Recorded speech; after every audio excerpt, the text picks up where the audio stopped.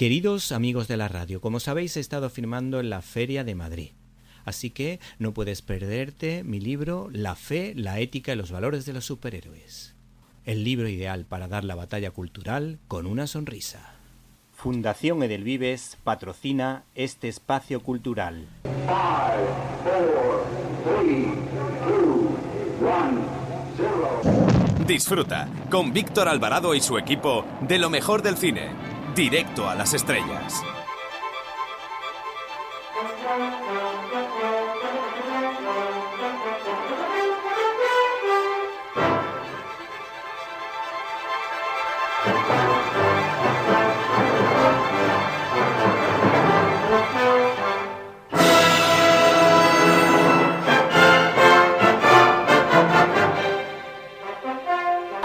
Hola, soy Paz Padilla y quiero mandar un saludo, ¿cómo diría?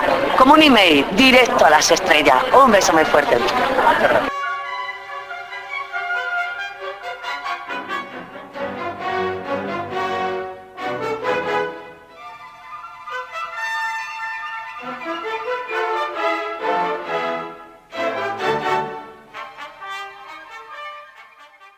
Vaya novelón que se ha convertido en cómic. Me estoy refiriendo a La carretera, una novela que me cautivó hace unos años por lo bien escrita que estaba. Entre los autores que sirvieron para que me interesase por la literatura estadounidense, pues se encuentran, por ejemplo, Dorothy Johnson, en lo relacionado al western, Mark Twain en el género de aventuras, aunque también incluiría Jack London, y por supuesto Cormac McCarthy y su obra posapocalíptica La carretera, que dejó asombrado a todos por la atmósfera que fue capaz de crear y esa lucha de un padre por salvar a su hijo en un mundo desolado cargado de sordidez y angustia. Tal fue el éxito que el cineasta John Hillcoat pues nos ofreció su particular visión de esa novela, La carretera, en la que destacaba en el reparto el actor Viggo Mortensen en el papel de padre, intentando ofrecer luz y esperanza a su hijo, el chaval Cody Smith McPhee, junto a la actriz Charlize Theron, una de las más guapas del panorama actual y sobre todo de esa época. El caso es que Norma Editorial nos ofrece una joya en formato gigante y en versión noveno arte del dibujante y guionista francés Emmanuel Larcenet, que refleja casi como yo imaginaba esa novela, tal y como yo imaginaba esa obra de tan célebre autor, en un ejercicio de estilo con buen dominio del juego de luces y sombras en blanco y negro, en la que un padre no debe darse por vencido hasta que su hijo esté preparado para sobrevivir, tanto moral como físicamente, en un terrible mundo cargado de violencia. Y si te gustó este comentario, puedes suscribirte en nuestro canal de YouTube, Cine y Libertad.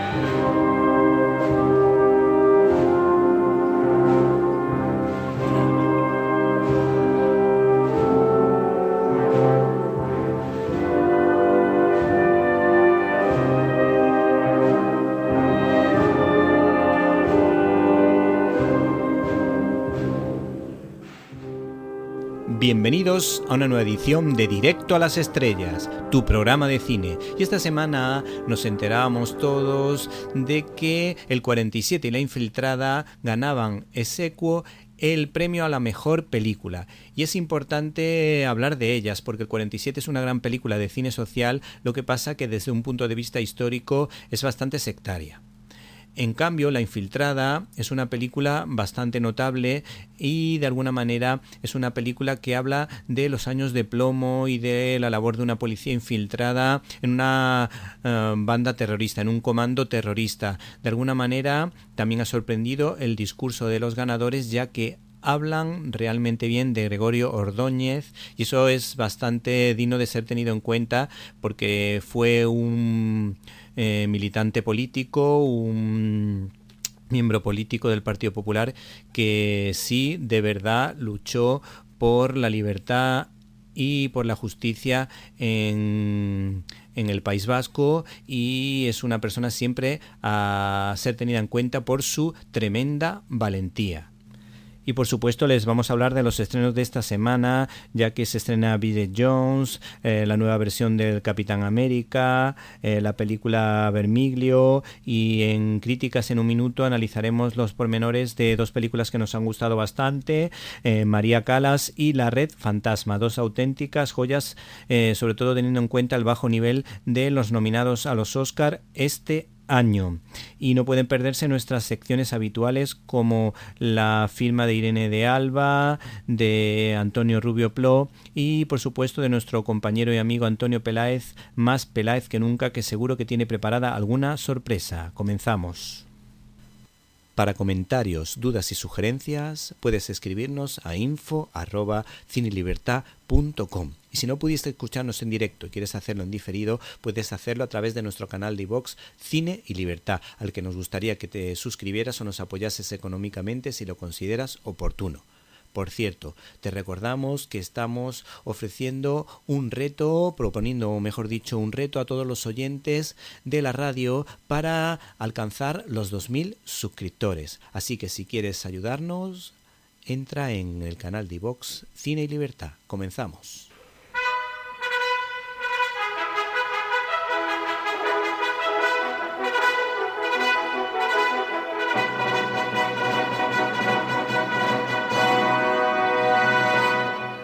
La cartelera.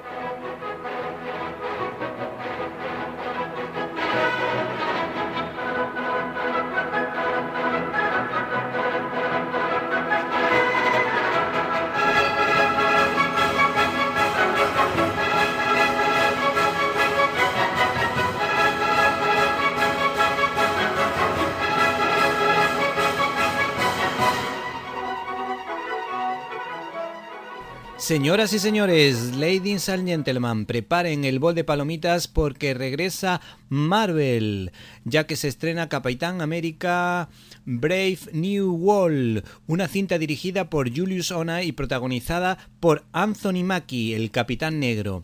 Se trata de una historia que puede sonar a políticamente correcta, pero hay que decir que este personaje existe de hace muchísimo tiempo y formó tándem con el Capitán América y que de alguna manera en una de las historias le da el relevo a nuestro queridísimo Steve Rogers, es decir, el Capitán América. El caso es que en esta ocasión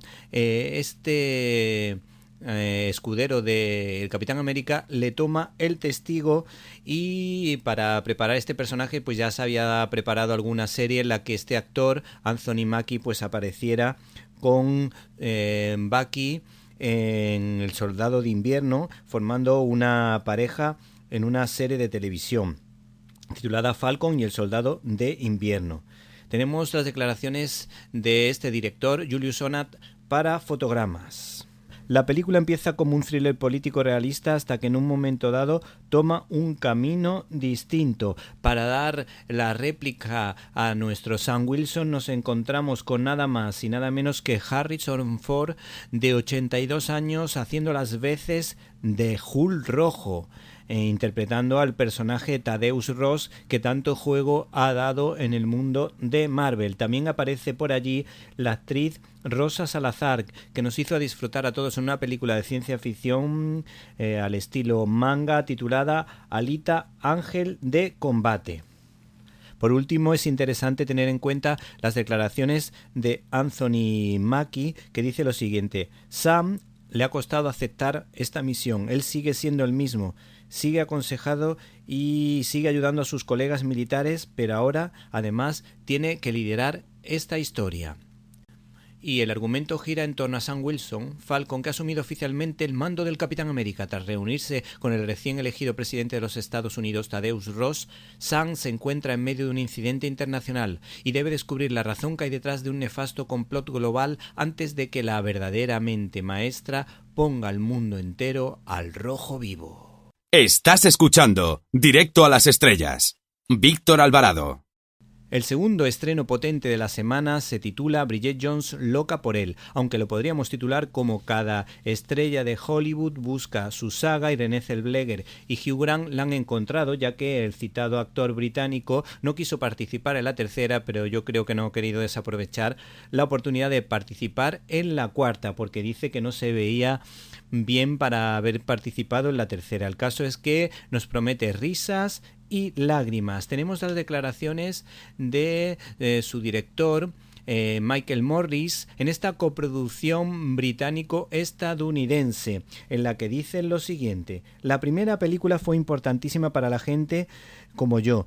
Tenía 20 años, intentaba salir adelante en Londres en ese momento. Para mí, Bridget Jones conecta con nosotros por su optimismo innato, porque siempre intenta hacer las cosas mejor y porque fracasa. La Bridget que Helen imaginó y René personifica, se equivoca pero sigue adelante, es consciente de sus fallos como persona y de los errores que comete y sigue. Eso es lo que la humaniza. Por eso la primera película caló tanto, y porque podríamos identificarnos con ella fácilmente como una heroína de pasar por casa.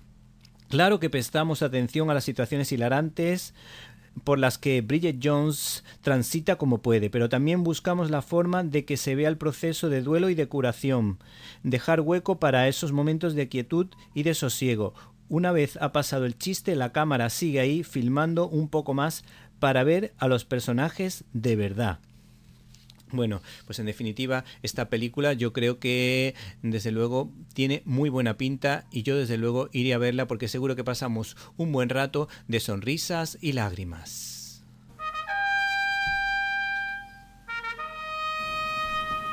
Abrimos nuestro canal habitual de comunicación invitándoles a que entren en Facebook con el nombre Víctor Alvarado _Directo a las Estrellas. Esperamos su comentario.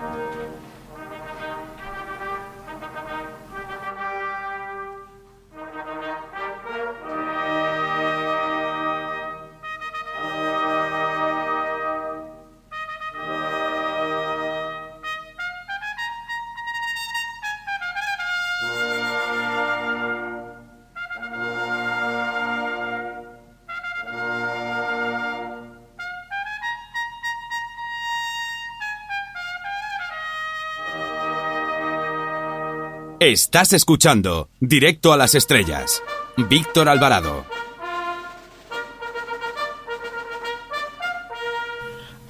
@CineLibertad es nuestra cuenta de Twitter. Para escuchar tus agudos comentarios te esperamos en @CineLibertad.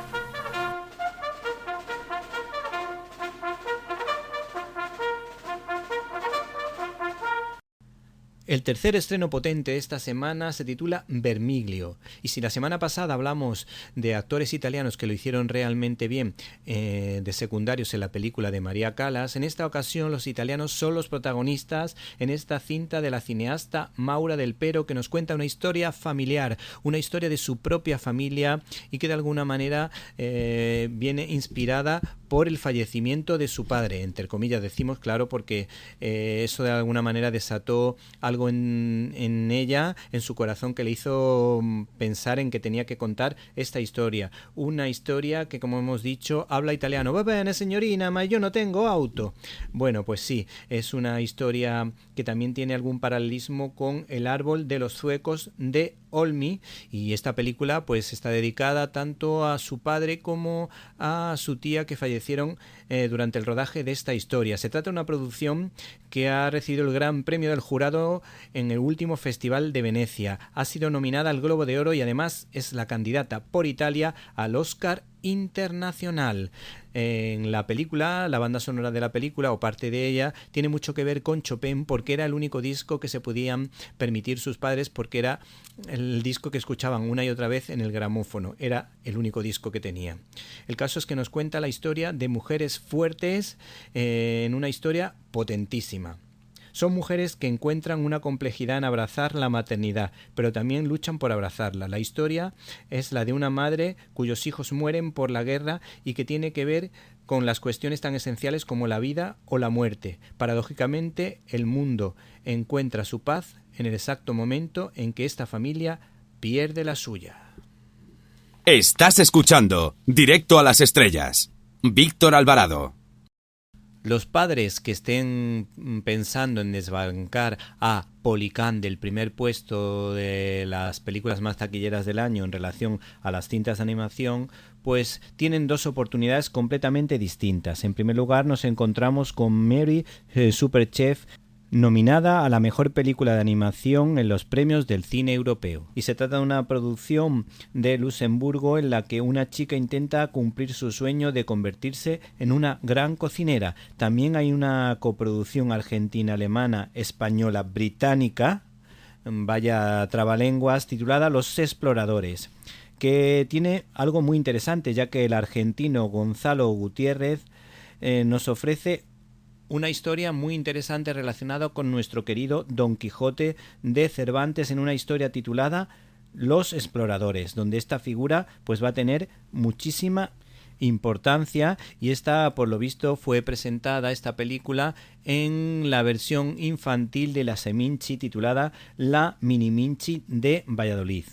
Y cuenta la historia del joven Alfonso, descendiente de Don Quijote, que intentará salvar al pueblo de La Mancha de una gran tormenta junto a Pancho, Victoria y unos conejos imaginarios. Abrimos nuestro canal habitual de comunicación invitándoles a que entren en Facebook con el nombre Víctor Alvarado _Directo a las Estrellas. Esperamos su comentario.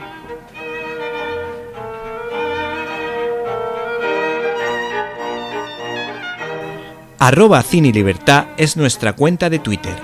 Para escuchar tus agudos comentarios te esperamos en @CineLibertad.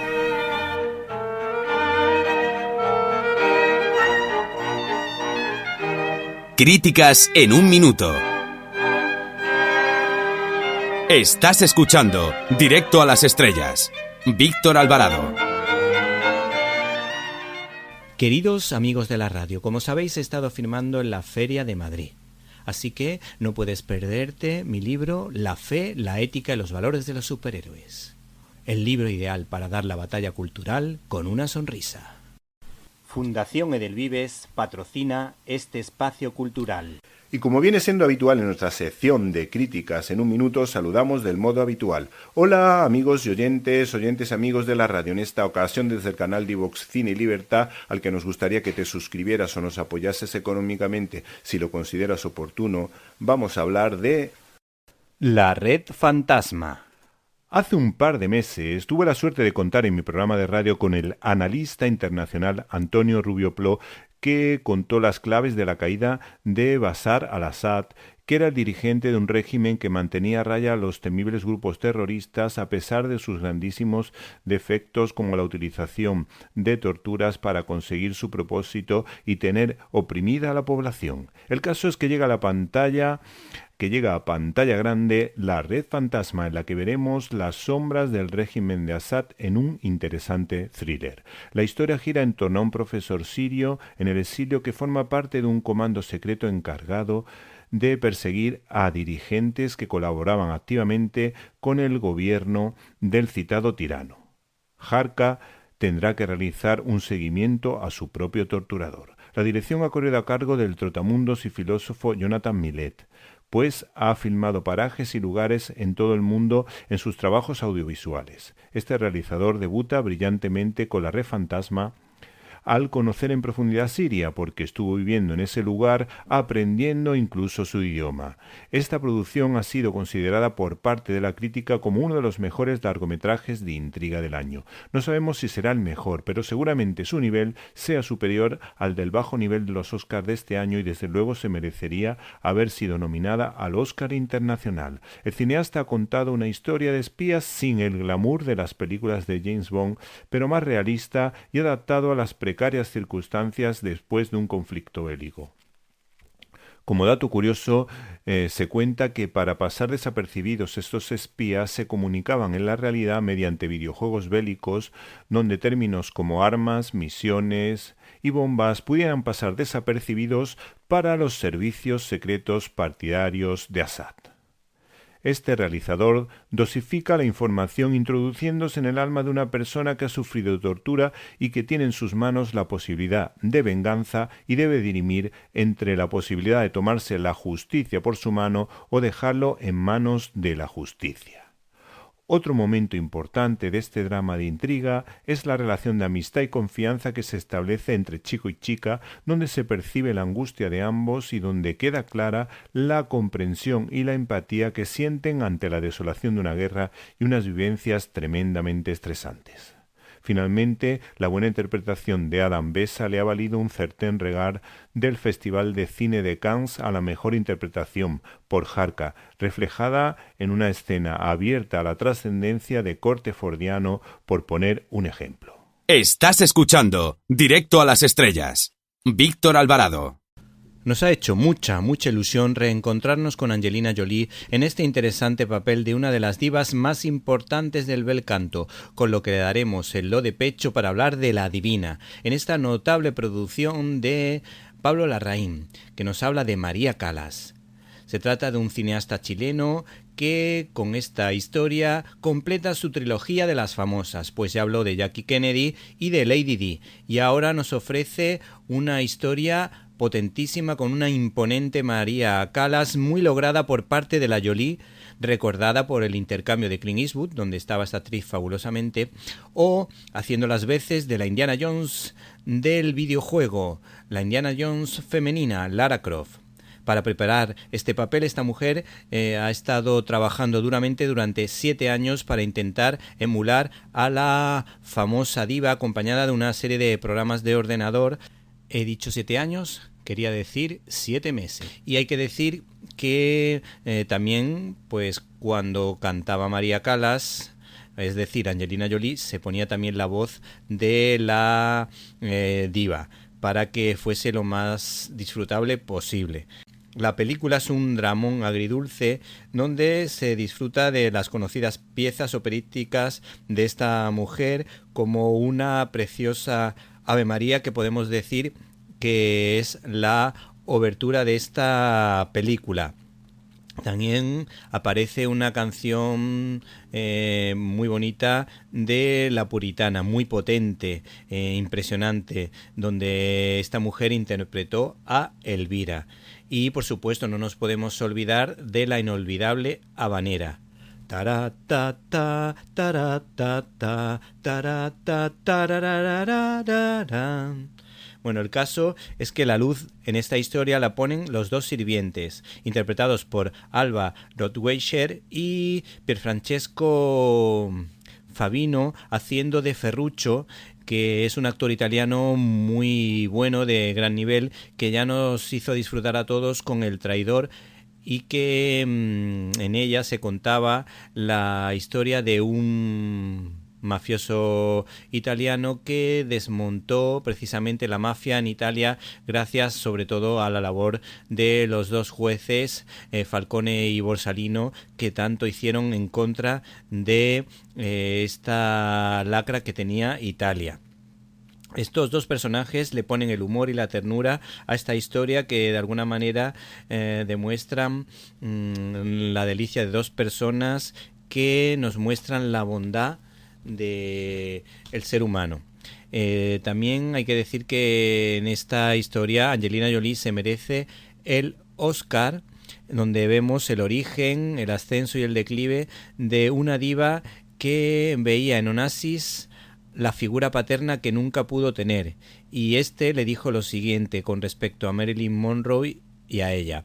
Dice: a nadie le importa cómo cante Marilyn, solo le importa su cuerpo. Otras tienen la voz aunque no tengan el cuerpo. Y hay otra escena muy brillante en el que vemos el desplante que le hace esta diva al mujeriego Kennedy, que está realmente bien. ¿Qué más podemos decirte? Pues te podemos decir que esta es una de las mejores historias que desde luego se merecerían el Oscar, y que supera por supuesto el interés de muchas películas que no sabemos ni cómo están nominadas, junto por supuesto a La vida de Bob Dylan, que es una historia que también promete y que estamos deseando ver en España. Y si te gustó este comentario, puedes suscribirte en nuestro canal de YouTube, Cine y Libertad.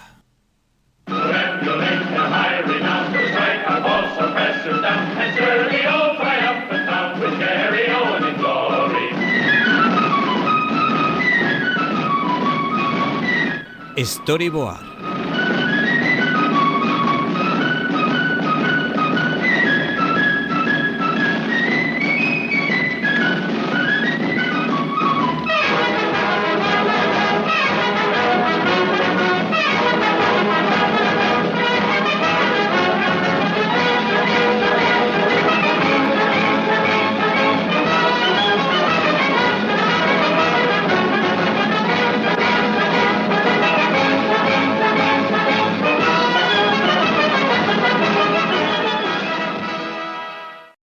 Con motivo del estrenazo de la nueva entrega del Capitán América en salas de cine, hemos preparado un especial sobre Falcon titulado El Halcón. Y es que el escudero del Capitán América es un imponente personaje con las alas abiertas que gustaba mucho como juguete en los años 80 y que ahora tiene una versión de coleccionista de gran belleza estética y que hace honor a la canción de Machín, Dos angelitos negros. Pues la fe del hombre halcón es uno de los puntos fuertes de su personalidad, desde su origen hasta incluso una versión mucho más actual, que es una auténtica joya de Rick Remender y Carlos Pacheco titulada El soldado del mañana. Queridos amigos de la radio, como sabéis he estado firmando en la Feria de Madrid, así que no puedes perderte mi libro La fe, la ética y los valores de los superhéroes. El libro ideal para dar la batalla cultural con una sonrisa. Fundación Edelvives patrocina este espacio cultural. El caso es que Panini nos ofrece un atractivo cómic, El Halcón, que recopila momentos importantes de la trayectoria de un héroe creado por Stan Lee y Jim Collan en Marvel, que ya había tenido secundarios de lujo de raza negra, pero que se adelantó un poco a DC al crear el primer héroe negro, el primer superhéroe de raza negra, ya que, por lo visto, DC no se atrevió a sacar a Jericho en Teen Titans de Mark Waldman y Len Wein por miedo a la presión de los estados sureños en Estados Unidos, aunque hay que decir que su distinguida compañía lo reutilizó años más tarde de nuevo, y esta vez sí le dio la oportunidad de saltar a la palestra. Por tanto, Stan Lee sacó a Sam Wilson como sustituto de Bucky para que fuese el compañero ideal del Capitán América con sus barras y estrellas para vencer al nazi Cráneo Rojo. Estos cómics tienen un aire setentero y ochentero en los que siempre se refleja la rama cristiana de los evangélicos protestantes, más bien baptistas, pues el padre de Sam es un pastor donde esa dimensión del ser humano está muy bien reflejada, aunque la indumentaria de Falcon en esa época, según los expertos, recordaba al estereotipo machista del proxeneta o gigoló afroamericano vinculado a las adicciones, tal y como pensó un poquillo más tarde Frank Robbins, que acentuó precisamente esa pinta. No obstante, lo mejor de lo mejor es sin duda la etapa del dibujante Mike Zeck y J.M. de Matteis, un guionista maravilloso como demostró con Spider-Man La última cacería, donde se hablaba de la resurrección, o Batman Absolución, en la que, según recuerdo, también se manifestaba esta dimensión del ser humano y quizás sea uno de los cómics más religiosos de Batman. Este guionista recondujo al personaje convirtiéndolo en trabajador social capaz de transformar y reformar a delincuentes menores, por ejemplo, latinos, como se puede ver en el recopilatorio que aparece en este cómic del que estamos hablando, y que ofrece una trilogía, la trilogía de Snap y Sombras de ayer. La trilogía de Snap desde luego es súper interesante y esa presentación, como hemos dicho, Sombras de ayer, está realmente bien. Sam Wilson aparece en una situación complicada en la que golpea a un sacerdote por culpa de una especie de droga, y gracias a este sacerdote latino, pues de alguna manera este chico sale, porque se trata de una persona que lo comprende, lo salva, lo perdona, lo acoge y de alguna manera lo libera en una viñeta espectacular en la que vemos a Falcon ocupando casi una página, desplegando sus alas, liberado del peso del pecado y de su pasado, tras haber pedido perdón a ese sacerdote que le ha golpeado. Dice: Sam, lo siento tanto, no sé lo que me está pasando. Le responde el sacerdote: no pasa nada, Sam, tu mente lucha por seguir viva, por apartarse de las mentiras que te han acosado. Tu mente lucha por la verdad. Tu mascota tiene más sentido común que tú, Sam. Ese pájaro sabe que debes quedarte, en referencia al halcón que siempre lleva, que debes escuchar lo que tengo que decirte. Hay tanto oculto en tu interior, tanto que no te permites recordar. Conozco al niño que adoraba a su padre, a mi amigo, el reverendo Wilson.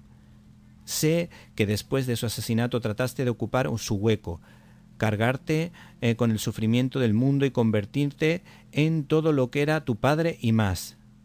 Pero eras solo un niño, Sam, y cuando mataron también a tu madre en la calle te resentiste, te sentías confuso. Sentiste que los ideales de tu padre, su compasión, solo habían conseguido que fueras huérfano. Entonces el sacerdote se acerca a él y le dice: te retiraste hacia tu propia sombra, y así nació Snap. Pero para sus propios propósitos malvados, Cráneo Rojo te quitó esa piel que habías creado y liberó al hombre decente oculto bajo ella. Incluso entonces el dolor interior era demasiado grande y no te permitiste recordar el pasado. Escúchame, Sam, no eres Snap, ni tampoco la réplica perfecta de tu padre que siempre quisiste ser. Eres un hombre bueno y decente, con fallos como cualquiera que desea sinceramente construir un mundo mejor. Y en ese momento recibe el abrazo del sacerdote, y entonces se escucha la voz en off que dice: recuerda, por un momento a Sam le parece que es su padre al que tiene firmemente entre sus brazos, su padre, que lo abraza con tanta confianza y tanto lo consuela, pero el momento pasa demasiado pronto. Se lo agradezco, reverendo, he encontrado la verdad, ahora sé quién soy. ¿Qué soy? Nunca en mi vida me había sentido tan libre. Y por último, nos queda recordar que hay un cómic al final de esta historia en el que aparece Ronald Reagan. Algunas veces en los cómics de Marvel, pues Ronald Reagan es criticado por los autores del cómic, pero en esta ocasión aparece como una persona simpática que escucha a los demás para poder ayudarles. Hay que decir que este cómic se trata de una serie de cómics titulados Legión, Fe y Resurrección, con la que esa faceta religiosa pues queda muy bien reflejada. Estos 3 cómics fueron escritos y dibujados por Jim Owsley y Mark Bright. Y si te gustó este comentario, puedes suscribirte en nuestro canal de YouTube, Cine y Libertad. Hola, me llamo Íñigo Montoya. Tú mataste a mi padre. Prepárate a morir. Estás escuchando el Directo a las Estrellas con Víctor Alvarado.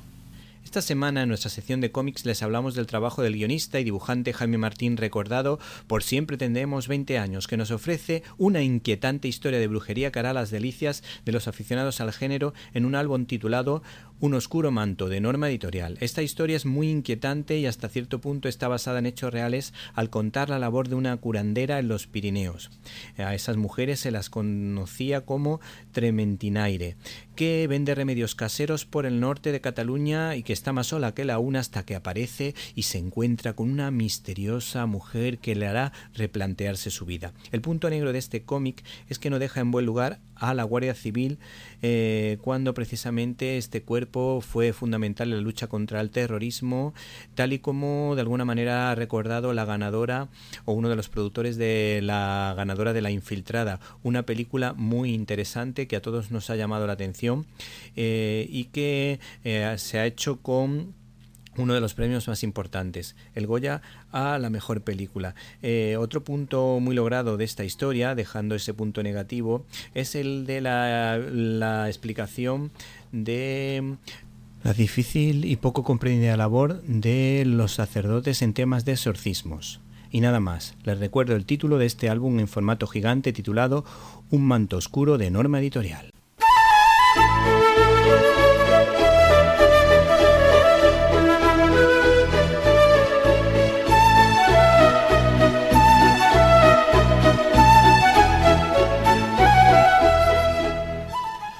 Y Y damos la bienvenida a nuestro analista internacional favorito, al escritor Antonio Rubio Plo, que nos va a hablar de nada más y nada menos que de Chesterton. Y es que acabamos de celebrar el 150 aniversario del nacimiento de un escritor que a mí me encanta, Chesterton. ¿Sigue vigente su pensamiento en el mundo de hoy? Pues la verdad que sigue muy vigente, porque realmente él se anticipó mucho a su tiempo, de tal manera que si viviera hoy no se extrañaría para nada de lo que nos está pasando. Llegó un momento a decir, aunque no he localizado dónde lo dijo exactamente, que un día habrá que luchar en defensa de afirmaciones como que la hierba es verde, es tan evidente, pero como hoy en día ponen en cuestión muchas personas lo que vemos, se intenta negar, ya se sabe, la posverdad está por ahí. Sí. Pues sí, eso lo dijo Chesterton. Claro que está vigente en todos los sentidos, porque es un buen argumentador, un buen historiador, un buen filósofo, y eso que nunca terminó una carrera universitaria, pero fue un periodista, un escritor de primera. Sí, hay que decir que a mí es un autor que me encanta. Me he leído alguna novela suya. También me estoy leyendo sus obras de teatro, que son impresionantemente buenas. De alguna manera analizan profundamente el alma humana, como pasa con el padre Brown. Tienen una gran agudeza, unas frases buenísimas, unas frases de estas que son para utilizarla en cualquier debate porque deja cao o hace un touché a tu contrincante, y además hechas con mucha inteligencia, y por lo visto Bernard Shaw fue el que le animó a que participase en estas lides del teatro, y lo hizo realmente bien. Pero ahora, si te parece, vamos a analizar uno de los personajes más interesantes de Chesterton, que es el padre Brown, que ha sido llevada en diversas ocasiones al cine y la televisión. ¿Qué opinas de estas versiones? No sé si se ajustan al personaje tal y como lo concibió Chesterton. Pues realmente se ajustan poco. Quizás en versiones muy antiguas se ajustan un poco más. Una de las versiones, creo que en España se tituló El detective, se tituló, en los años 50, que interpretó Alec Guinness al padre Brown, efectivamente. Esa fue una buena versión, adaptación de un relato, sobre todo, que se llama El martillo de Dios, ¿no? Y algún episodio más. Después, en los años 60, 70, creo que fue otro actor inglés de aquella época, de éxito, Kenneth Moore, que lo interpretó también dignamente. Y después hubo también una versión de la radio italiana de los años 70. Más recientemente, hace unos 8 o 10 años, tenemos una versión de la BBC en nuestras pantallas, pero que se aleja totalmente. La parte, digamos, ingeniosa, espiritual, de analista profundo, que va a la esencia de las cosas, está ausente. Solo se ven crímenes truculentos, que en algún caso se adaptan al original, más o menos, y en otros casos, como dice a veces en las adaptaciones cinematográficas, basado en los personajes creados por, en este caso, Chesterton. Pues esa serie es británica, pues no me gusta mucho, la verdad. Sí, yo he visto varias versiones, sobre todo dos de ellas, una que tú dices, la última, que coincido contigo, que no me resultó muy atractiva, pero en cambio, aun teniendo pocos medios, la versión de los años 60 me pareció muy interesante, porque ahí sí buscaba, intentaba de alguna manera retratar la profundidad con la que el padre Brown analizaba la psicología de los personajes, la profundidad del alma humana, y yo creo que ahí sí se reflejaba bien. El problema de esa serie, para mi gusto, es que tenía pocos medios, pero el mensaje yo creo que calaba, y yo me he leído casi todas las historias del padre Brown, y por lo menos 3 recopilatorios enteros y algunos capítulos inéditos, y yo cuando me leía la novela me imaginaba a los personajes precisamente de esa serie que te estoy comentando. Luego, que creo que sería el actor que te digo, Kenneth Moore, el que lo interpretó genialmente, que también hizo en aquella época una serie de éxito, adaptación literaria, la saga de los Forsyth, hizo también otra. En fin, se cuidaban mucho las adaptaciones literarias en ese momento. Ahora un poco menos en algunos casos. Sí. Luego, ¿existe alguna edición española en la que podamos leer los relatos completos del padre Brown? No sé si tú recomiendas alguna de ellas. ¿Y cuáles son tus relatos favoritos? De hace unos años, del acantilado. Sí, esa es la que tengo yo. y otra más reciente y muy cuidada, por cierto, que es de Ediciones Encuentro, y que contiene, igual que la cantidad otra de los contiene, Sí. los 53 relatos del padre Brown, correspondientes a 5 libros, Sí, sí.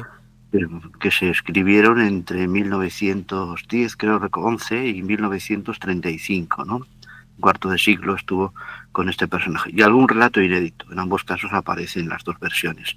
Sí, sí. La versión que yo he manejado es la edición de ese encuentro, es un pelín más reciente, pero las dos son buenas traducciones. Sí, a mí otra cosa que también me gusta del Padre Brown es que es la vigencia de la que tú estás haciendo referencia, porque hablaba, por ejemplo, de defender al profesorado de religión y lo decía como si lo estuviese diciendo cualquier persona de esta época. O sea que la cercanía es absoluta y la certeza, yo tengo la certeza de que este señor sería bastante crítico con la cultura woke, porque el ingenio que tenía seguramente le hubiese permitido darle la vuelta. Luego sabemos que hay un artículo muy interesante reciente en el que hacía referencia al error en la máquina, que es una historia que encontramos en el libro titulado La sabiduría del Padre Brown. Decías que de mucha actualidad y sobre todo que tiene mucho que ver con el tema de la inteligencia artificial. ¿Nos puedes contar algo al respecto? Bueno, pues cuento lo siguiente. Es una anécdota que cuenta el padre Brown de cuando estuvo en una cárcel americana como capellán, y que allí comprobó, cuando se inventó, digamos, el famoso detector de mentiras que sale en tantos sitios, ¿no? En tantas películas, tantas referencias, pero que realmente no deja de ser una cosa que no se ajusta a la realidad y no sirve para buscar la verdad. Es lo mismo que a veces le preguntamos a la inteligencia artificial algunas cosas y nos olvidamos que la inteligencia artificial ha sido diseñada por otros, no es autónoma, no es un geniecillo que responde, no es un mago, no es Dios, vamos, en una palabra, ¿no? Entonces, en ese momento, cuando el padre Brown dice que el detector de mentiras, esa supuesta máquina que lo averigua todo y dice la verdad, con el detector de mentiras está diciendo que uno es culpable, puede que no sea cierto. De hecho, en este episodio se relata la fuga de un preso de una cárcel y cómo alguien comete un robo y se lo achacan al preso en cuestión.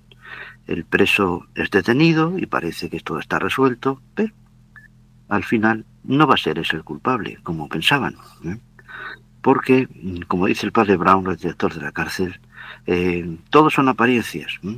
Si el hombre se pone nervioso, suda, no quiere decir que esté mintiendo necesariamente, puede ser que simplemente esté nervioso, ¿no? Pero de ahí a pensar que está mintiendo porque se siente tenso, o incluso podría fingir perfectamente, podría fingir los estados de ánimo. O sea, ¿dónde vamos a sacar que la verdad proviene de lo que diga una máquina? Esa es la gran enseñanza del padre Brown en este relato.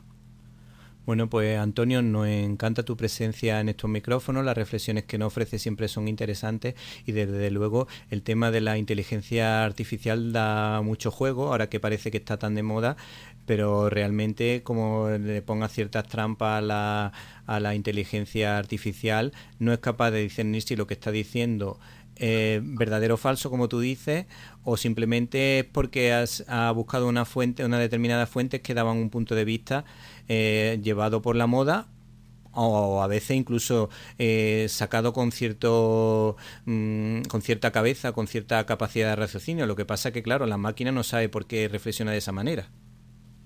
Ya, la máquina, yo lo veo en el caso de nuestra experiencia, el famoso chat GPT, muchas veces se disculpa porque no responde a lo que le pregunto, le vuelvo a insistir, sí, perdona, tal, me disculpo. Cuando vas precisando, notas que hay cosas que no puede contestar. Si tú conoces previamente el tema, le puedes ganar al chat GPT, en algunos casos. Sí, sí. Bueno, pues Antonio Rubio Plo, como siempre, te esperamos en tu próxima colaboración. Muchísimas gracias. Muchas gracias. Y si te gustó este comentario, puedes suscribirte en nuestro canal de YouTube, Cine y Libertad.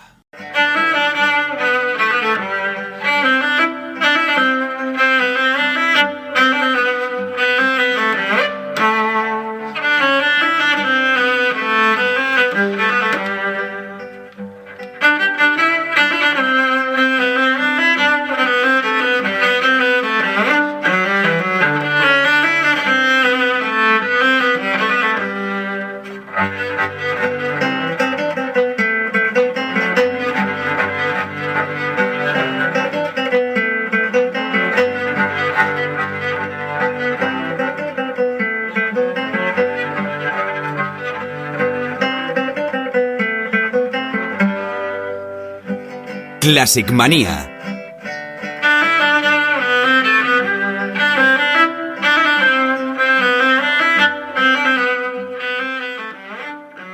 Irene, ¿qué haces vestida con una casaca confederada de la Guerra Civil de los Estados Unidos? Pues porque hoy voy a hablar de una película en la que militares confederados y yanquis combaten juntos. La cinta se llama El Mayor Dundee y es del director Sam Peckinpah. ¿Qué opinas de este director, Víctor? Pues a mí es un director que hay películas que no me gusta porque utiliza demasiado la violencia, quizá, pero concretamente El Mayor Dundee me parece una película realmente interesante, con unos valores interesantes, y es una película de aventuras importante dentro del género del western. Además, es un director que cuando hablaba de su cine decía lo siguiente: el realismo me importa una mierda, yo hago películas, no documentales. Y además, por cierto, ¿qué cuenta la película? Pues el Fuente Benlin, en Nuevo México, sufre un ataque de la banda de Sierra Charriba, un indio rebelde que se refugia en México después de cometer sus asaltos en el territorio de la Unión. En su última incursión toma como rehenes a 3 niños. El mayor, Amos Charles Dundee, desoyendo los consejos de sus compañeros y las órdenes de sus superiores, persigue al forajido con la ayuda de varios prisioneros, soldados confederados a los que a cambio ha prometido la libertad. ¿Quiénes componen el reparto de esta excelente película? Pues Charlton Heston, Richard Harris, Jim Hutton, James Coburn, Michael Anderson Jr., entre otros. ¿Quiénes iban a ser los protagonistas? Pues las primeras opciones fueron una pareja de reinas. Y sí, digo reinas, Steve McQueen y Anthony Quinn. Ah, lo dices por Queen, reina en inglés, ¿no? ¿Qué significa eso? Sí. Ay, qué inteligente eres. Es que mi niña hace unos chistes buenísimos. Jaja. ¿Qué es lo que pasaba entre Richard Harris y Charlton Heston por los que fueron seleccionados, que fueron los actores seleccionados?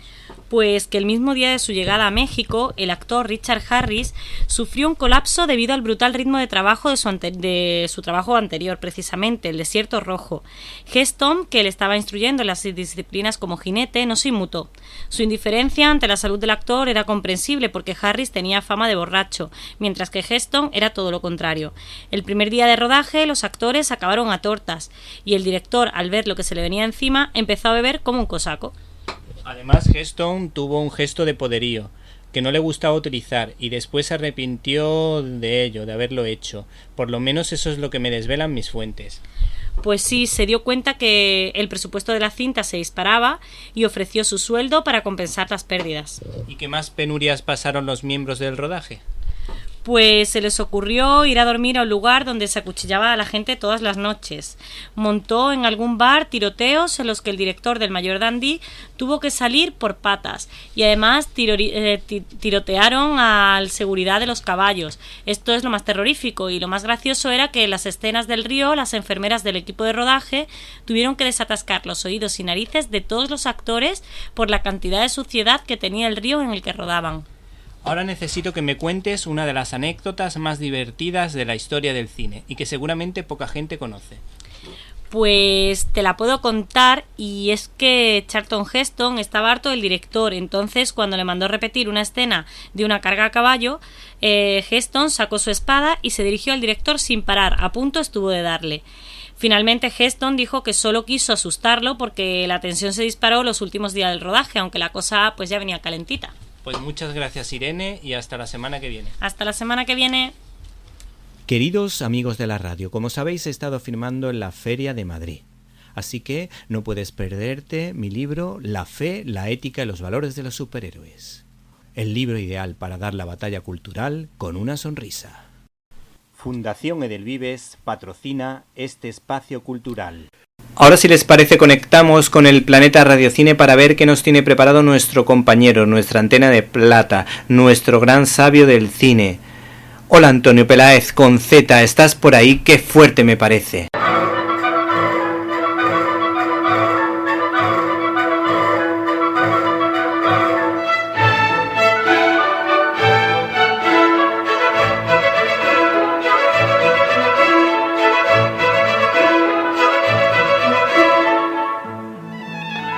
¡Qué fuerte! Todos los años, para diciembre llega la Navidad. ¡Qué bonita la Navidad! ¡Qué bonito el comienzo del año! ¡Y qué dura la cuesta de enero y la cuesta de febrero! ¿Por qué? Porque suben los precios, no suben tanto los sueldos y, sobre todo, tenemos que soportar los Goya. ¡Caramba! Si no fuera bastante con la cuesta. En fin, aquí estamos soportándolos hasta desde Toronto, Canadá, Toronto, Ontario, ¿vale? Provincia de Ontario, Canadá, donde se encuentra el que os habla, Antonio Pela de Barceló, hablando desde el Planeta Radio Cine para Directo a las Estrellas. Para el único que se merece el Goya de honor, pero muchísimo antes que Aitana Sánchez Gijón, que es Víctor Alvarado. ¿Cómo te queremos, Víctor? ¿Cómo te queremos? El Goya tendrá que llegar algún día, si no, tienes todo el Goya de los oyentes, que entre otros, pues es un servidor. Dicho lo cual, este rollo de un minuto que acabo de echar de agradecimiento nos viene a dar unas pistas de cómo la vaya de los Goya. Hijos míos, de verdad, creo que van a tener que contratar esos señores que se meten en el metro japonés para meter a la gente dentro de los vagones del metro, pues para que separen a los premiados cuando les dicen que han tenido el premio. Porque a ti te dicen que has tenido el premio y hasta que suben a recogerlo, la madre de Dios, besos, abrazos. Dentro de poco va a haber escenas de sexo real en los Goya, seguro, antes del premio, ya os lo digo yo. Pero, mientras tanto, parece que la protagonista de la gala era Carla Sofía Gascón. Para quien no se haya leído el libro de Mayra Gómez Kemp, y hasta aquí puedo leer. Mayra, cubana, ¿vale? De nacimiento, con su familia que vivía en Cuba, salieron de allí después de la revolución, esa que inició Fidel Castro. Quien quiera cuestiones políticas y demás, que se lea el libro, porque hay muy poco de político. Pero sí hay una reflexión de lo que es la discriminación, cómo se sintió ella discriminada cuando llegó a Estados Unidos en esa época y cómo en España no. Quiero decir que si desde Estados Unidos nos vienen a decir que todos los que somos pues un poco más pálidos, un poco más blancos, hijo mío, yo tengo raíces cubanas, así que vete tú a saber yo la palidez que tengo, ¿vale? Ninguno sabemos ni la palidez ni nos metemos por cosas de esas, por lo menos desde España. Si lo que nos vienen a decir es que la discriminación, todos los que somos blancos hacemos la misma, cuidado, porque todo eso depende de la historia, de la cultura de cada uno. Que ahora mismo se esté discriminando por unas declaraciones en las cuales pues se metía con los que eran más oscuritos, y con esas diferenciaciones que hace Estados Unidos sobre los colectivos que son distintos en las galas de los Oscar y cómo lo están intentando arreglar ahora por un complejo de culpabilidad. Dicho todo este rollo, con lo cual yo creo que ya hemos perdido muchos oyentes, que hayan hecho a Carla Sofía Gascón, que resulta que es una transexual que antes actuó como Carlos Gascón, incluso en Al salir de clase haciendo de policía, que tengamos que estar debatiendo todo eso, pues vale, pero quizás hay que reflexionar sobre qué realmente es discriminar y qué realmente es apoyar. Dicho esto, ¿que me ha gustado la gala? No. ¿Que es buena para el cine español? Sí. ¿Vale? Ya, mira, con esos 3 minutos y 20 de colaboración, Víctor, ya ha terminado. ¡Hala! Se acabó. No, venga, vamos a hablar un poquito. ¿Demasiados agradecimientos? Sí. ¿Qué problema hay en la Academia del Cine Español? Que, recordemos, ha habido presidentas, actrices, entre ellas, Aitana Sánchez Gijón, y entre ellas, aunque haya fallecido recientemente, aunque fuera una magnífica actriz, Marisa Paredes, que fomentaban la división de la academia y que lo que conseguían era cada vez peores datos de audiencia y cada vez que la gente, por lo menos mitad del país, no fuera al cine. ¿Qué ha sucedido este año? Que ha habido mucha gente que ha ido al cine a ver La Infiltrada. Muchísima gente. No pongamos que es el mismo caso que el 47, que bueno, vale, sí, pero más de 8 millones de euros y seguramente subirá más y habrá ingresos por plataformas y ventas a extranjero. La Infiltrada de Arantxa Echevarría ha conseguido una gran taquilla. Y eso ha llevado a que los Goya se hayan convertido este año en algo parecido a los Oscar. Me explico. Desde mi punto de vista, una de las que ha faltado, por ejemplo, es Fin de Fiesta, de la productora Elena Manrique, que debuta como directora. Tenía que haber estado ella como directora novel, tenía que haber estado su protagonista como actriz novel, una gran película que pasó por el Festival de Toronto. Pero, sin embargo, se ha ido a festivales más locales, la tendencia en ese caso, y lo que ha servido para hacer el corte de las películas que entraban o no, ha sido la taquilla, como en muchos casos en los Oscar, que haya como una taquilla mínima. ¿Bueno o malo? Pues yo creo que es bueno para el cine español, aunque haya sido malo para esta estupenda película Fin de Fiesta, porque al fin y al cabo hay una conexión con el público. Y eso es lo que explica que haya tenido esta gala la mayor audiencia de los últimos 5 años, cuando cada vez menos gente ve la televisión. Quizás también la explicación es por el subtitulado, en algunos casos, que decía incluso lo contrario, hecho por inteligencia artificial. Ay, Dios mío, ¿qué estáis utilizando? ¿La inteligencia artificial española? ¿La de Pedro Sánchez? No, hombre, no, eso no es inteligencia, eso es el desastre. Bueno, pues ese subtitulado de Richard Gere, que tanta polémica ha llevado por redes, pues a lo mejor ha llevado a la gente a decir, oye, vamos a verlo.